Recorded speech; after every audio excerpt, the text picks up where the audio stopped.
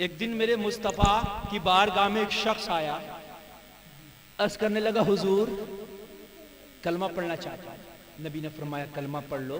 कलमा पढ़ लिया। कबीले बनु सुलैम से ताल्लुक रखता था, कलमा पढ़ लिया। मेरे नबी ने फरमाया तू खाना में नबी खाया कि नहीं खाया? अल्लाह अकबर। मेरे नबी की आदत थी कि खाने के बारे में बहुत जल्द पूछते। क्या थी मेरे नबी की ये आदत थी। आपके घर भी कोई मेहमान आए ना तो खाने के बारे में पहले पूछा करें, चाय नाश्ता बाद में, खाने के बारे में। जब वो कहेगा ना खाऊंगा, और या थोड़ा सा ऐसा होता है, कुछ मेहमान ऐसे होते हैं कि भूखे भी है तो मना कर दें, फिर आप उसके अंदाज से और उसके जुग्राफी से समझे कि ये खाएगा। मतलब जुग्राफी से कुछ ऐसे होते हैं, नए मेहमान मना कर देते, जो बेतकल्लुफ होती है वो तो कह देते हैं, लेकिन नए मना करते तो उसके जुग्राफी और आदत से और टाइम से समझना, और फिर ना इधर खाना तैयार कराना, उधर फिर नाश्ता कराना। समझ रहे हैं आप? उधर खाना तैयार, उधर फिर नाश्ता कराना, ताकि खाने में ज्यादा देर ना लगे। ये मुस्तफा की आदत है। मुस्तफा की क्या है? आदत है। क्या खाना भी खाया नहीं खाया? अर्ज करने लगा मैं तो भूखा हूं और खाना नहीं खाया, और आका मैं बड़ा गरीब हूं, मेरे कबीले में 3000 लोग हैं आका, उनमें सबसे ज्यादा गरीब मैं ही हूं। बहुत गरीब हूं आका, मैं बहुत गरीब हूं, मैंने खाना भी नहीं खाया। अल्लाह अकबर। मेरे नबी ने फरमाया अच्छा, सहाबा से कहा कुछ चंदा इकट्ठा करो ना, इसकी मदद करो, तुम्हारा भाई है, इसकी मदद करो ना, तुम्हारा भाई है। बात समझ रहे कि नहीं समझ रहे? अपने भाई की मदद करो।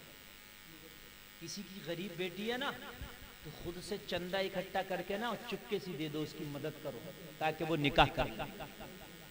बात समझ रहे हैं भाइयों? नहीं समझ रहे? अगर 3 चीजें हम छोड़ दें ना, 3 चीजें, तो शायद बहुत आगे चले जाएंगे।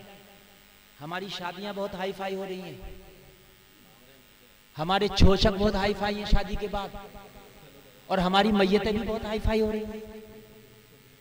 मैयत 1 लाख से कम में नहीं सिमट रही है। बात जो हकीकत है, 1 लाख से कम में नहीं सिमट रही है मैयत।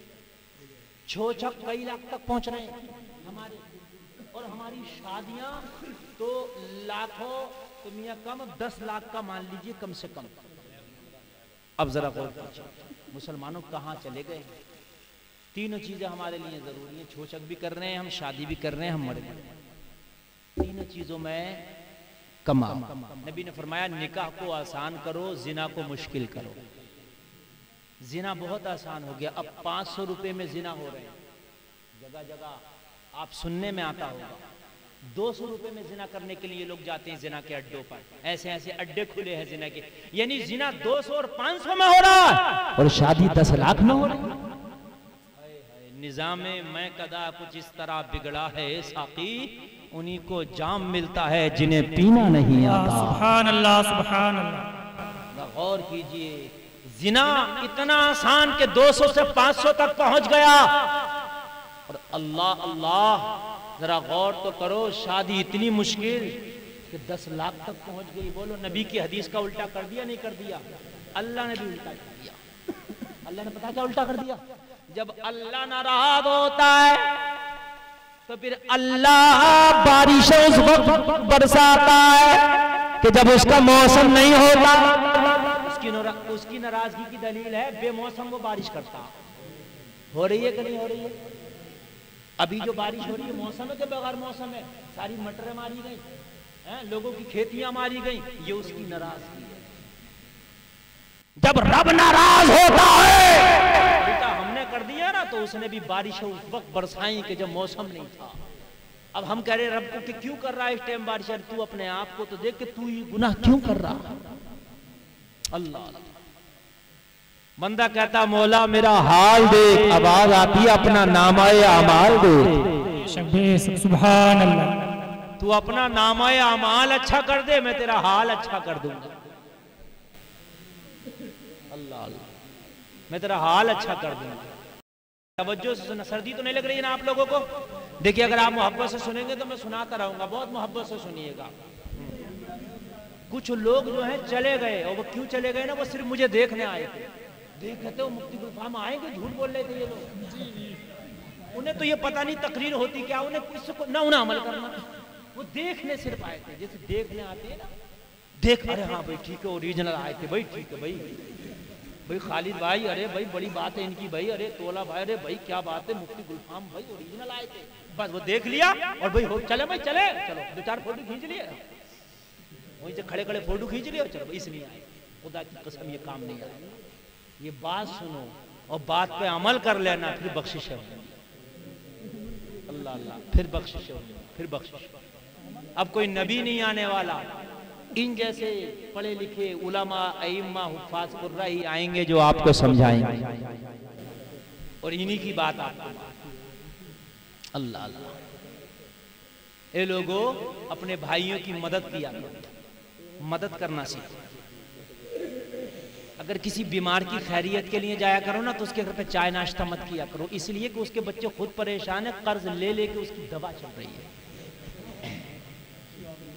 हमारे घर मालूम है हमारे मुआशरे में क्या चल रहा है कि हम अगर किसी की अयादत के लिए जा रहे हैं, ये लोगों वो अपनी शर्मा हुजूर के लिए तुम्हें चाहे कर्जा लेके आए मगर नाश्ता भी कराएगा, खाना भी खिलाएगा, मगर उस बच्चों के दिल से पूछो जो कर्जा ले लेके अपने बाप का इलाज कर रहे हैं, ये लोगों एक वक्त का खाना नहीं खाओगे मर नहीं जाओगे, या तो घर पे जाके खाया करो या उसके घर से भूखे ही आया जाया करो, उस गरीब के घर पे नाश्ता खाना मत किया।